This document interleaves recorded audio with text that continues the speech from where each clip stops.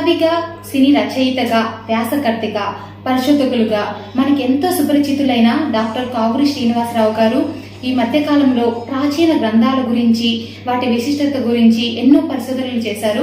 మదనపల్లిలో ఆయన సేకరించిన గ్రంథాలేంటి, అందులో ఉన్న విషయాలేంటి, వాటి డీటెయిల్స్ ఆయన్నే అడిగి మనం తెలుసుకునే ప్రయత్నం చేద్దాం.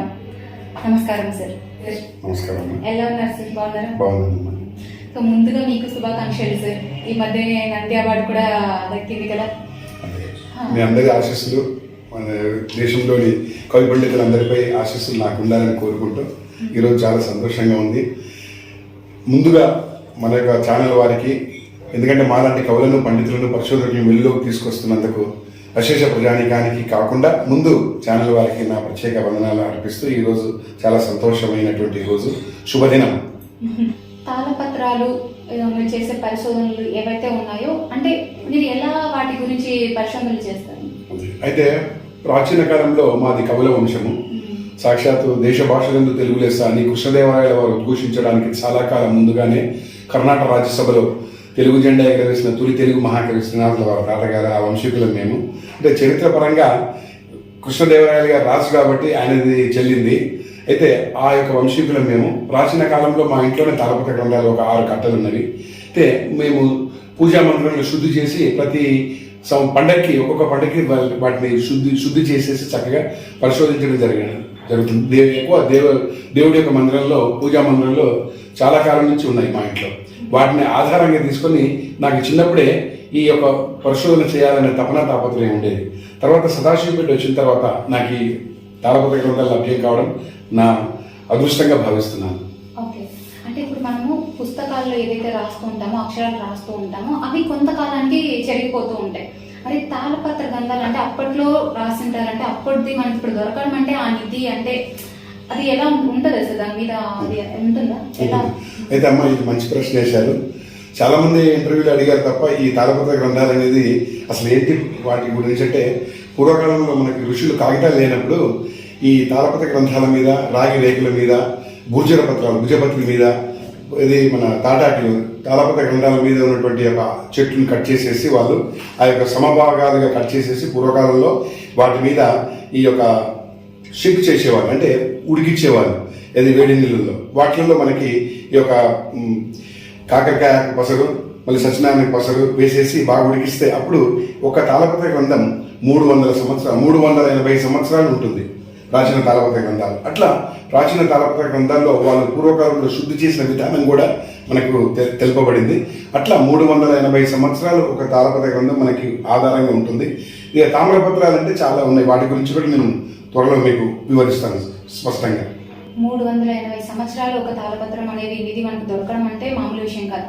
ఫస్ట్ తాళపత్ర గ్రంథం మీరు సంపాదించిన వాళ్ళు, మీరు సేకరించిన వాటిలలో మీకు ఎక్కడ సేకరించారు సార్? ఏ ప్లేస్?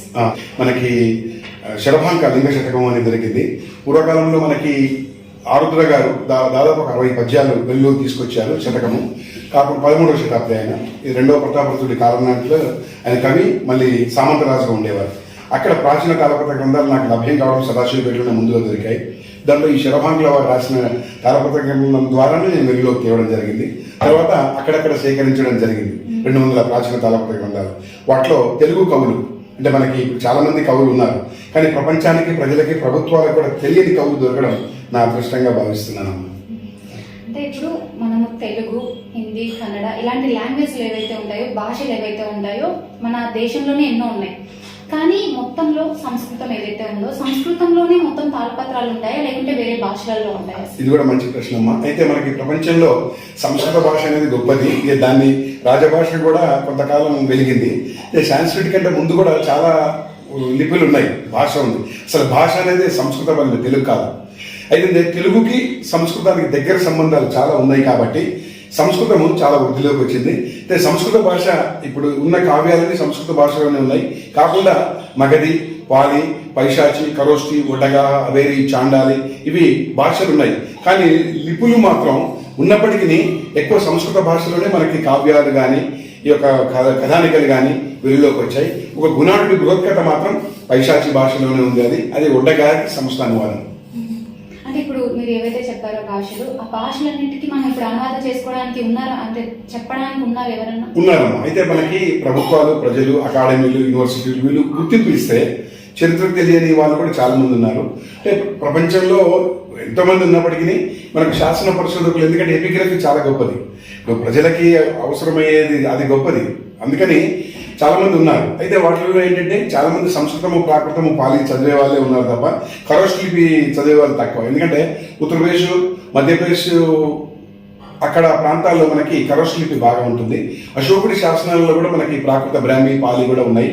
వాటిల్లో మనకి స్పష్టంగా చెప్పగలిగిన వాళ్ళలో 6 ఉన్నాం. అంటే మనకి కొంతమంది తెలియని వాళ్ళు కూడా చాలా మంది ఉండొచ్చు బహుశా. ఎందుకంటే ముఖ్య సరస్వతి సహస్ర వాగ్మీ భవేత్, పని వాగ్మీ భవేత్ అన్నారు. అందరూ గొప్ప వాళ్ళే. అందుకని తెలిసిన వాళ్ళలో, ప్రభుత్వాలు గుర్తింపు ఇచ్చిన వాళ్ళలో 6 ఉన్నాము. 6లో నేను ఒక చిన్నవాడిగా నేను వెలుగులోకి రావడం జరిగింది మీ అందరి ఆశీస్సుల వల్ల. సార్, ఇప్పుడు ఏంటంటే ఈ తాళపత్ర గ్రంథాలు ఏవైతే ఉన్నాయో ఈ మధ్య కాలంలో మీరు మదనపల్లి నుంచి కూడా సేకరించారని విన్నాం. అది ఎలా సేకరించారు? అంటే మనకి ఆంధ్రదేశంలో అంటే చాలా గొప్పది ఆంధ్ర, తెలంగాణ, రాయలసీమ. ఇప్పుడు బాగా ప్రాంతాలు వేరుపడ్డాయి, కానీ మన తెలుగునాడు, తెలుగు అనేది గొప్పది. తెలుగులో చాలా గొప్ప శాసనాలు కూడా ఉన్నాయి. మనకి ఇక్కడ తెలంగాణ శాసనం, కుర్తియాల శాసనం ఉంది, మళ్ళీనేమో పంపాడు వేసినటువంటి శాసనం ఉంది. కాకుండా మళ్ళీ మనకి నాగబు శాసనం ఉన్నది, ప్లస్ మళ్ళీనేమో రాజరాజ నరేంద్రుడి కాలనాటి శాసనం ఉంది. ఆ శాసనాల పరిధిలోనే మనకి విలువైనటువంటి శాసనం ఏంటంటే ఒక 9 శాసనాలు మనకి మదనేపల్లి, చిత్తూరు జిల్లా ఆంధ్రదేశంలో చిత్తూరు జిల్లాకి సంబంధించినటువంటి చరిత్ర మీ అందరికి తెలుసును. వాటిల్లో మదనేపల్లికి సంబంధించినటువంటి శాసనాలు దాదాపు 11 ఉన్నాయి. దాంట్లో ఒక 5 మాత్రమే మన మన వెంకటరమణయ్య గారును మళ్ళీ మల్లపల్లి సోమశేఖర శర్మ గారు, 2 మహానుభావులు వెలుగులోకి తీసుకురావడం జరిగింది.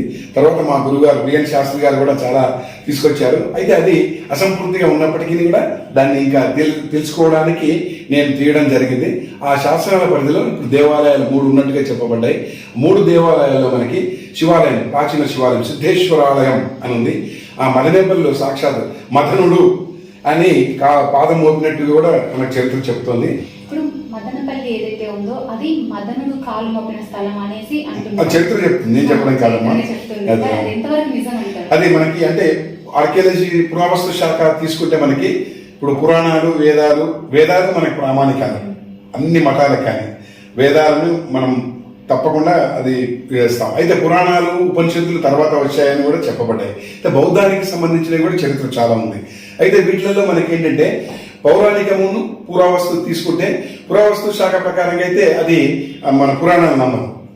అందుకని పురాణాలు నమ్మదు కాబట్టి అది పుట్టిన పురాణాలు అని అంటాయి. అయితే ఏంటంటే మనకి ఆ యొక్క వాటికి సంబంధించిన డైనాసిటీస్ ఏడి, క్రీస్తుకు పూర్వం, బిఫోర్ క్రైస్ట్ అని ఇప్పుడు చెప్పబడింది.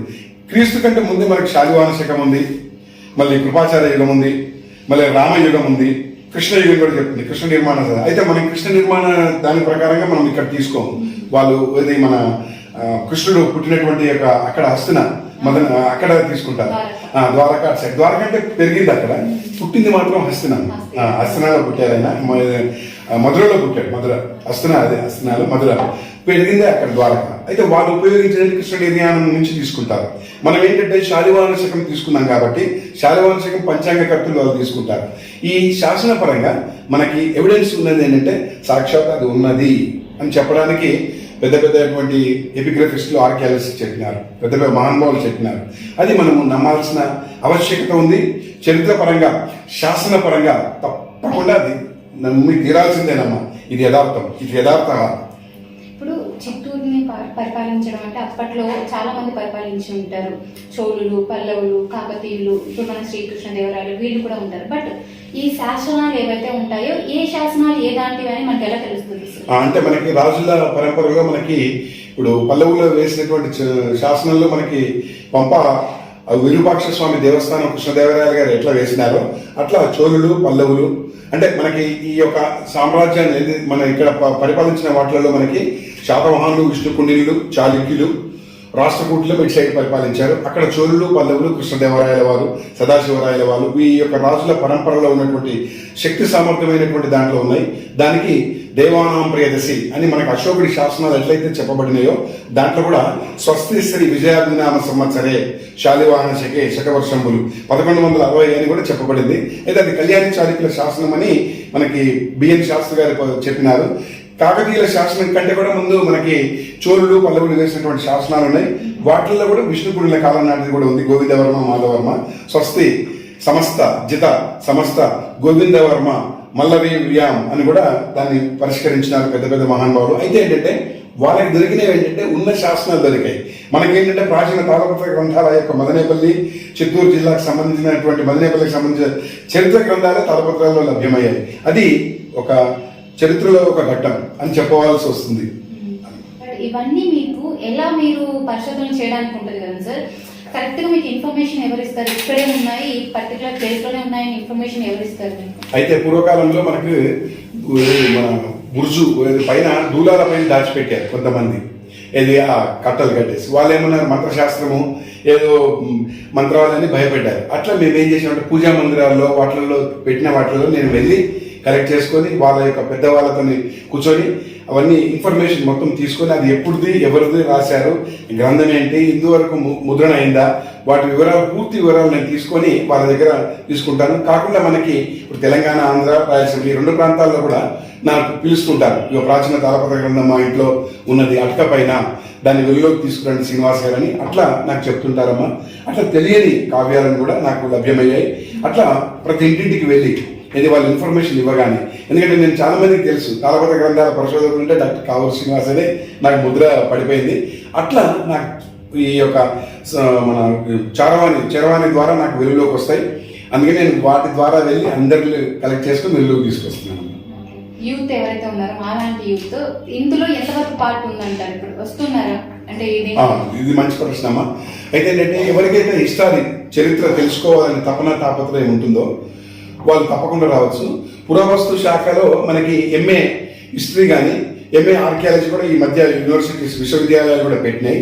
అట్లా ఈ ఇంట్రెస్ట్ ఉన్న వాళ్ళకి, ఎందుకంటే ఇప్పుడు చరిత్ర కేవలం ఈ బీటెక్లు, ఎంటెక్లే కాకుండా ఈ చరిత్ర పరంగా రావాలి ఎంతో మంది. ఎందుకంటే నాకు తెలియట్లేదు సార్ ఏంటంటే ఇప్పుడు ఏం చదివితే ఏం చేయగలుగుతాం దాంట్లో అనేది ఒక ఎడ్యుకేషన్ ఎంతవరకు ఉంది పురావస్తు శాఖలో అని మాకు తెలియట్లేదు.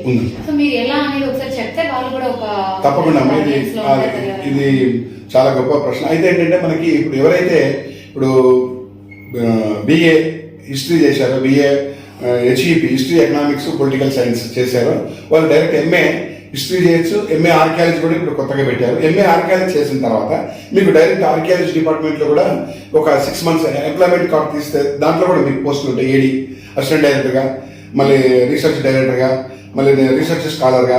అట్లా నేనేం చేశానంటే నేను భాషల మీద నేర్చుకొని నేను ఆర్కియాలజీకి రావడం జరిగింది పురావస్తు శాఖలో. ఈ పిల్లలు వచ్చే యూత్ ఈ యొక్క హిస్టరీ పరంగా వాళ్ళకి ఈ యొక్క అవగాహన ఉంటే మంచి మంచి జాబ్స్ కూడా ఆర్కియాలజికల్ డిపార్ట్మెంట్లో ఉన్నాయి పురావస్తు శాఖ. అయితే ఏంటంటే ప్రజలు గుర్తించాలి. అట్లా ఇప్పుడు 200 గ్రంథాలు సేకరించి పెట్టాను అమ్మా. అంటే ప్రజల్లోకి ఇంక నేను ఆ యొక్క నా గ్రంథాలు అవన్నీ పోలేదమ్మా. నేను కొంతమందికి ఇచ్చేసాను ఫ్రీగా. మీ అందరికీ పోతున్నా తెలుసు, తాత శ్రీనాథుల వారు తెలుసు, కానీ వీళ్ళు తెలియదు. అట్లా ఎవరు దేవతా విభులు, ఎవరు మాయా మదాపహారులను, ఎవరు మన్మదాంతకులు, ఎవరు బ్రహ్మ శిరోహరులు శివులు, ఎవరు కాలమర్ధనులు, ఎవరు మృత్యు వినాశగనులు, ఎవరు నీవే కాక ప్రభులేని కరస్థల స్వామి శంకర అనే మకుటంతో దాదాపు 2000 పద్యాలు రాశారు. అది మన శిలాక్షరుడు. అది 13వ శతాబ్దం. తెలియదండి, అవి ప్రజలకు తెలియదు కదా సార్. మీరు గవర్నమెంట్ దగ్గర తీసుకెళ్తే వాళ్ళు అనౌన్స్ చేస్తే కానీ తెలియదు. సో ప్రజలకు ఎలా తెలుస్తుంది? ప్రజలంటే ఛానల్స్, పత్రికల వాళ్ళు ఎంతో మంది ఉన్నారు. మొన్న లాస్ట్ పత్రికలో వేసినారు. కొంతమంది, చాలా మంది శ్రీనివాస్ చేస్తున్నారు. ఇంకా చేయగలను నేను. ఆ యొక్క ఎంతిజం, పట్టుదల నాలో ఉంది. కానీ ఏంటంటే ప్రజల్లో రావాలి, ప్రభుత్వాలు గుర్తింపు ఇవ్వాలి. అట్లా నేను ఈ యొక్క చరిత్ర తెలియనియే బయటకు తీసుకొస్తాను. ఇప్పటికి 29 గ్రంథాలు వెలుగులోకి వచ్చాయి. మీ అందరి ఆశస్సులు. ముందుగా ఛానల్ వారికి నా ప్రత్యేక ధన్యవాదాలు. ఎందుకంటే మాలాంటి కవులను, పండితులను, శాసనకర్తలను, సినిమా రచయితలను వెలుగులోకి తీసుకొస్తున్నందుకు అసలు శిరసా వచ్చి నమస్కారాలు చేస్తూ వందనాలు చేస్తున్నాను. చాలా సంతోషం సార్. ఎంతో అమూల్యమైన విషయాలు మాకు షేర్ చేసుకున్నారు ఈ రోజు. మా ఆడియన్స్ కూడా ఎన్నో విషయాలు తెలుసుకున్నారు. సో మీ గ్రంథాలు ఏవైతే ఉన్నాయో అవి ఇంకా వెలుగులోకి రావాలి, ప్రజలు గుర్తించాలని మేము కూడా మనస్ఫూర్తిగా మా ఛానల్ తరఫున కోరుకుంటున్నాం. సో ఖచ్చితంగా అవన్నీ వెలుగులోకి వచ్చి మీకు ఇంకా గుర్తింపు వస్తుంది. ఇలాంటి నంది అవార్డులు ఇంకా చాలా రావాలి. ఇంకా చాలా ఉంది. నాకు ఈ అవకాశం కల్పించిన ప్రతి ఒక్కరికి సమస్త మహోదయం మమ వందనం, పాదాభివందనం. శుభం భవతు. ధన్యవాదాలు. ధన్యవాదాలు.